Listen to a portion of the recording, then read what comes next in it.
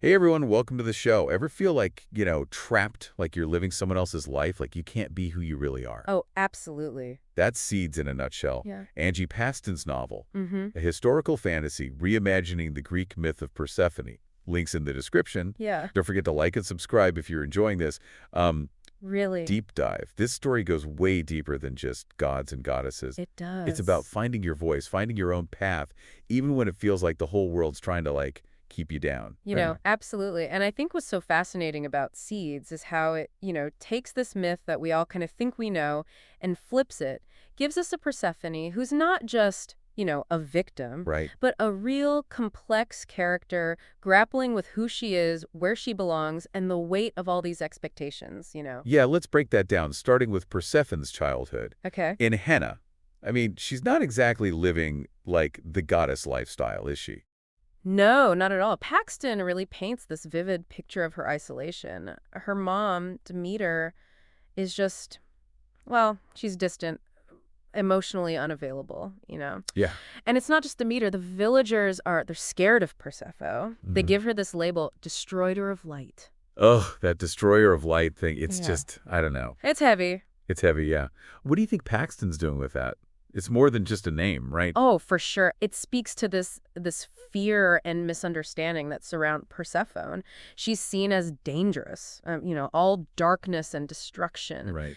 Even though we as readers, we see these little glimpses of her kindness, Yeah. her longing to connect with people. Mm-hmm. I think it sets the stage for her yearning to be accepted and this struggle to figure out who she is amidst all this negativity. It's almost like a self-fulfilling prophecy, right? If everyone's telling you you're going to be this destructive force, it's got to be so hard to break free from that. Oh, absolutely. And it's made even worse by the fact that Demeter won't even use Persephone's real name in front of the villagers. Like, she's stripping her of her identity. She's forced to live under this cloud of suspicion and fear. There's that one scene that always gets me where Persephone tries to help a woman who's in labor, Oh, yeah.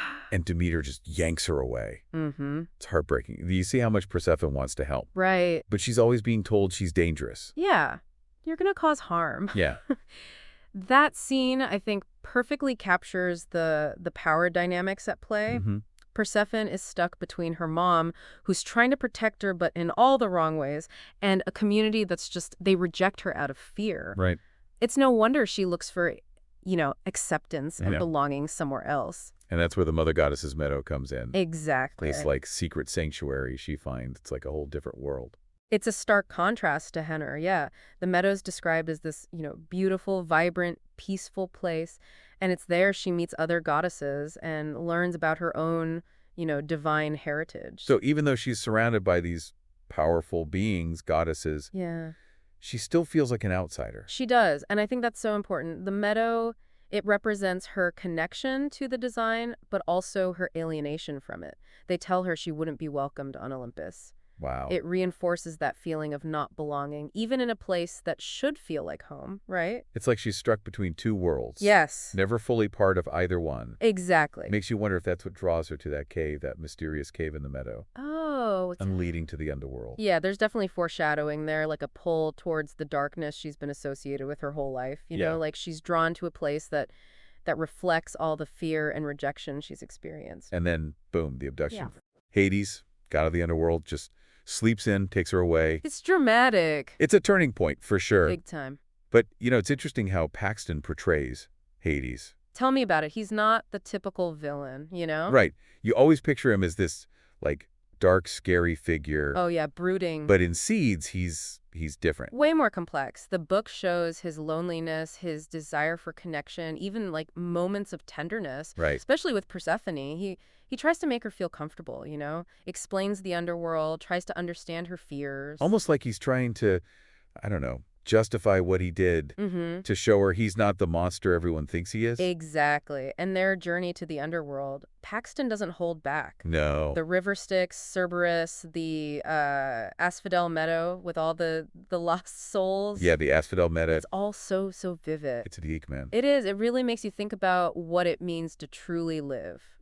Right, what is a meaningful life? To- It's such a contrast to, the vibrancy of the mother goddess's meadow. Absolutely. Highlights those differences between the two worlds Persephone's now stuck between. And of course, we can't forget the pomegranate seeds. Oh, the seeds. Classic myth. But Right, but there's so much more to it here. Paxton adds these layers. Yeah. It's not just a trick. It's about Persephone's inner struggle, the pull she feels towards both worlds. On one hand, she wants her home, her mom, even though their relationship is, well, Complicated. But then there's Hades, and this sense of purpose she's starting to feel in the underworld. Exactly. And that's what makes this retelling so ripping. It's not just a love story or good versus evil.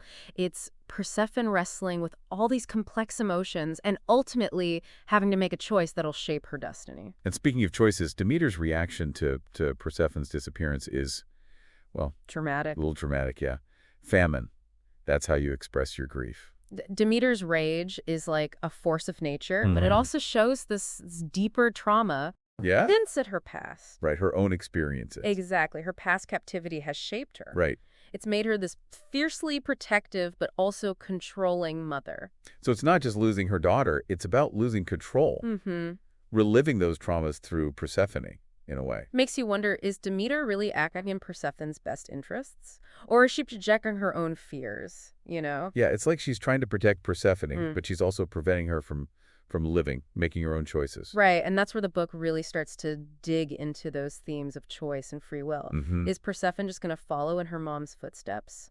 Or will she find her own path, even if it means going against, well, everyone? It definitely keeps you on the edge of your seat. Oh, for sure. And as we dig deeper, we see that Persephone's time in the underworld isn't just about captivity. Right. It's about discovery, facing her fears, and finding a strength she never knew she had. It would be so easy to make her just a victim. Oh, absolutely. But Paxton gives her agency. Yes. She lets her grow, evolve, even with all the challenges she's facing. That's what makes this retelling so refreshing, empowering. It's about a woman finding her voice, her purpose, and ultimately choosing her own destiny. And it's all set against this backdrop of ancient myth and magic. These descriptions of both worlds are so vivid. Oh, yeah, you're right there with her. It's like you're transported to another time and place. Absolutely. And as we go farther, we'll see how Persephone handles the underworld, the challenges, the relationships she forms, all while figuring out who she is. This is where it gets really good because it's not just escaping, it's understanding the underworld, seeing those nuances, the complexities, Recognizing that even in a realm of death, there can be growth, transformation, even beauty. It flips everything we think we know about the underworld. Right. About life and death. Exactly. And as we go on, we'll see how Persephone's journey is more than just physical. Right. It's emotional. It's spiritual. And I think it'll resonate with anyone who's ever felt lost, misunderstood, or trapped by what people expect of them. It's a powerful reminder that even when things seem impossible, we all have the power to choose our own path, create our own destiny. Absolutely. So as we move on, you start to notice Persephone like really taking more initiative. In the underworld, it's like she's shifting from just reacting to like actually trying to shape her situation. It is subtle, yeah. But remember that scene where she goes off on her own exploring those gardens at Hades' palace? Oh, yeah. It's small, but it's like this act of defiance, a sign that she's growing, finding her agency. And it's not just exploring either. Remember how Hades kept trying to grow plants from the upper world? Yeah, they all just withered and died down there. Totally. But Persephone, she actually takes on that challenge and she gets some to grow. That's got to be symbolic, right? I mean, she's bringing life to a place that's all about death. It's like a reflection of her own journey. Exactly. And it's a big deal for Hades, too. You see it softening him up a little, revealing a side of him we haven't seen before. Yeah, there's that scene where they're tending those plants together, and Hades opens up about his first love, Luke. Oh, tragic. It is. But it explains so much about why he's so guarded. Why he keeps everyone at a distance. It's like we finally see him not just as the god of the underworld, but as someone who's capable of real love and loss. It adds so much depth to their relationship. And Persephone doesn't judge him. She meets him with empathy. It's like she sees past the darkness everyone else focuses on. Yeah. And that shared understanding, that connection, it changes things between them. They go from this captor-captive thing to something way more complex. They share stories, they laugh, even have playful moments. Exactly. But then everything gets shaken up when Orpheus shows up. Oh, Orpheus, yeah. A musician on a mission from Demeter. Add a whole new dimension to the story, doesn't it? Totally. He's driven by love for his dead wife Eurydice, and he'll do anything to get her back. But that desperation, it leads him to manipulate Hades, play on his feelings for Persephone. And that's where things get messy. It's sad because you get Orpheus's grief, but his actions have consequences that threaten both Persephone and Hades. It really forces you to think about choice and responsibility, you know? Like Orpheus's actions make sense, but they show how love can become destructive when it's driven by desperation. And it pushes Persephone to really examine her own feelings for Hades. Yeah, she realizes she cares about him, but she's also worried about the power dynamic between them. It's tricky, right? Because she sees the good in him, the tenderness that no one else seems to notice. But he's still the god of the underworld, and that power is a real concern. For sure. And then Cerberus attacks. Oh, man. Injuries Hades, it's chaos. And Persephone's reaction, it tells you everything. You know, she's not just worried about herself, she's genuinely scared for Hades. That scene just highlights how much things have changed between them. It's pure compassion, pure care. And Hades is weak, vulnerable, but he's still so gentle with Persephone. Right. He comforts her. He even apologizes for taking her. It's huge. It shows he's willing to admit he was wrong, and that he wants something real with her. This is a far cry from the Hades we met in the beginning. But then, just as they're reaching this understanding, Orpheus reveals his true intentions. Oh, no. He wants Persephone to go back to the otherworld with him. The whole thing was a trick. It puts both of them in a dangerous spot. It's heartbreaking, not just because it risks Persephone's freedom, but because it destroys the trust that was building. And she's forced to make a choice. Stay in the underworld with Hades, who's shown her a different side of himself, or go back to her mother and the world she knows. It's not an easy decision. She's starting to feel responsible for the underworld and its people.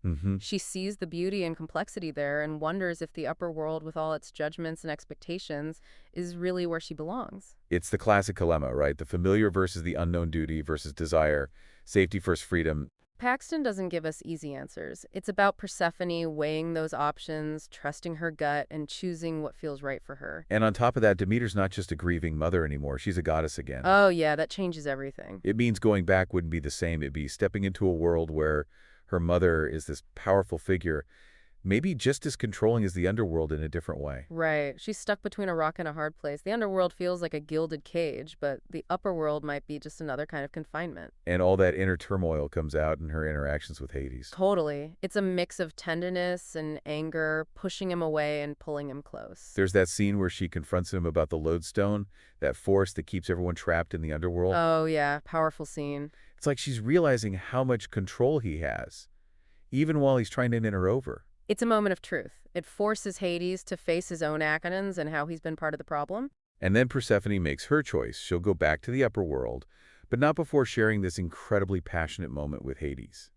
It's bittersweet, full of love and sadness. It really captures the complicated nature of their relationship. It's not a fairy tale. It's raw, messy, full of longing and desire. And it sets us up for a dramatic escape, a showdown with Demeter, and a final reckoning with all the choices that brought Persephone to this point. Her strength, her resilience, her capacity for love and forgiveness will be tested. Stay tuned for the final part of our deep dive, where we'll explore the climax of Seeds and the lasting effects of Persephone's journey on both the mortal and divine realms. Welcome back, everyone. It's all coming to a head now. In Seeds, Persephone's chosen to return to the upper world, but escaping the other world, well, you know. It's never easy. Yeah, Cerberus isn't letting her go without a fight. The three-headed hound, yeah. And it gets pretty brutal. Tragic, even. Nadira, the woman Hades brought back to life, she doesn't make it. Oh, man, that scene is tough. It is. It really drives home the danger, you know, the unpredictability of the underworld. Yeah. And the fact that even in the realm of the dead, loss, it's still a part of the equation. It's a huge turning point for Persephone. Nadira's death, it fuels her, you know, gives her this fierce determination to escape. But it's not just about running from Hades anymore, is it? No, it's bigger than that. It's about breaking free from the underworld itself, that whole hold it has on her. And she's not that scared girl who was taken anymore. Right. She's changed. The underworld, everything she's been through, it's forged a new kind of strength in her. Absolutely. Her escape, it's like a symbol of her transformation. She's taking control, defying the forces that tried to keep her down. And now, on top of everything, Demeter's a goddess again. Oh, yeah, things are different now. Persephone's not going back to a helpless mother. Right. She's facing a powerful goddess. Changes the whole game. But their reunion, well, it's not exactly a happy one. No, not really. Demeter's still hurting, she's angry, and she wants to keep Persephone close no matter what. This is where Paxton really explores the mother-daughter dynamic. Yeah. It's a tangled mess of love, resentment, guilt, that need for control. It's a powder keg. It makes for a really intense confrontation. Oh, yeah.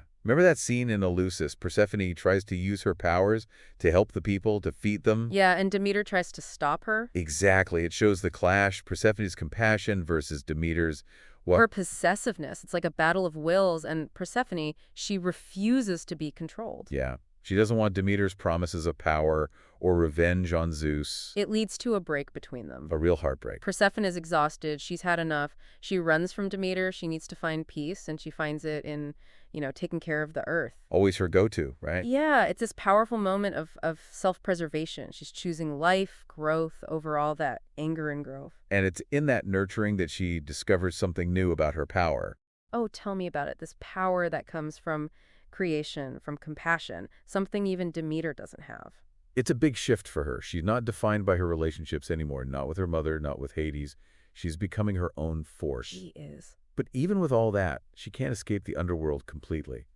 The lodestone, that force that binds everyone to the realm, it still has a grip on her. That's where the pomegranate seeds come back into play. Right. Hades explains that eating them, it bound Persephone to the underworld, to that whole cycle of life and death. Even with all her power, she can't just ignore fate. Right. There are things beyond her control, things she has to learn to work with. And this is where you see how much she's grown. Mm-hmm. She doesn't give up. She accepts it. Yeah. Accepts this duality in her nature. The light and the dark. The upper world and the underworld. It's all part of her. And in that acceptance, she finds true power.